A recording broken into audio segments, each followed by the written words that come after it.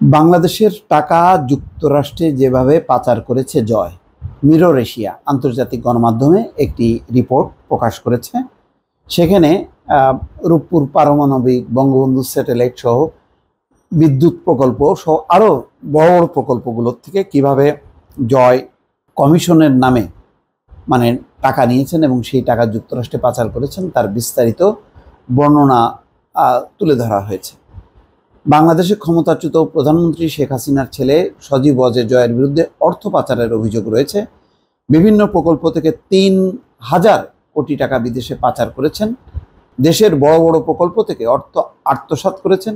বাদ যায়নি পদ্মা সেতু কিংবা রূপপুর পারমাণবিক বিদ্যুৎ কেন্দ্র প্রকল্প। গ্লোবাল ডিফেন্স কপ নামের একটি ওয়েবসাইটে গত ১৭ই আগস্ট প্রকাশিত প্রতিবেদনে রূপপুর পারমাণবিক বিদ্যুৎ প্রকল্প থেকে হাসিনা পরিবারের ৫০০ কোটি মার্কিন ডলার আত্মসাতের কথা বলা হয়। সেখানে উঠে আসে সজীব ওয়াজেদ জয়ের নাম। গতকাল সোমবার শেখ হাসিনার ছেলে জয় ও মেয়ে সাইমা ওয়াজেদ পুতুলের ব্যাংক হিসাব স্থগিতের নির্দেশ দিয়েছে বাংলাদেশ ব্যাংকের আর্থিক গোয়েন্দা সংস্থা বাংলাদেশ ফাইন্যান্সিয়াল ইন্টেলিজেন্স ইউনিট। সেই ইউনিটের আবার মাসুদ বিশ্বাসের বিরুদ্ধে অভিযোগ চলতেছে যে সেও শত শত কোটি টাকা পাচার করছে। জয়ের বিরুদ্ধে অভিযোগ, পদ্মা সেতু, স্যাটেলাইট ও বিদ্যুৎ কেন্দ্র স্থাপনের নামে বাংলাদেশের টাকা পাচার করে যুক্তরাষ্ট্রে নিয়ে গেছেন তিনি। জয়ের অর্থ পাচারের শুরুটা তত্ত্বাবধায়ক সরকারের আমল থেকেই অভিযোগ করেছেন যে জাতীয়তাবাদী সামাজিক সংস্থা জাসাসের সহসভাপতি মোহাম্মদ উল্লাহ মামুনের ছেলে রিজভী আহমেদ ওরফে সিজার সম্প্রতি নিউ ইয়র্ক টাইম টেলিভিশনের সঙ্গে আলাপচারিতায় এসব অভিযোগ করেন তিনি। জয়কে যুক্তরাষ্ট্রের নিউ ইয়র্কে অপহরণ ও হত্যা পরিকল্পনার অভিযোগে যুক্তরাষ্ট্রের সাজা খেটেছেন সিজার। একই মামলায় বাংলাদেশেও তাকে সহ ৫ জনকে সাজা দেওয়া হয়েছে। যুক্তরাষ্ট্রে ২০১৫ সালের মার্চে দেওয়া ওই রায়ে রিজভী আহমেদ সিজারের ৪২ মাসের কারাদণ্ড দেওয়া হয়। সিজারের মতে জয়ের পাচার করা অর্থের সন্ধান পেতে মার্কিন যুক্তরাষ্ট্রের কেন্দ্রীয় গোয়েন্দা সংস্থা ফেডারেল ব্যুরো অফ ইনভেস্টিগেশনকে ঘুষ দেওয়ার কারণে তিনি জেল খেটেছেন। তিনি যুক্তরাষ্ট্রের কানেকটিকাটের ফেয়ারফিল্ড কাউন্টির বাসিন্দা। তার মানে এফবিআইকে ঘুষ দিয়েছিলেন যে জয়ের যে অর্থ পাচার করেছে সে সম্পর্কে তথ্য দিতে।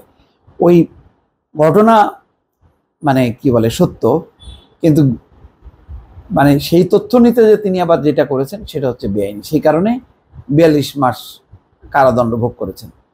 ২০০৮ সালের দুর্নীতির জন্য বিশ্বব্যাংক পদ্মা সেতু তহবিল দেওয়ার সিদ্ধান্ত বাতিল করে।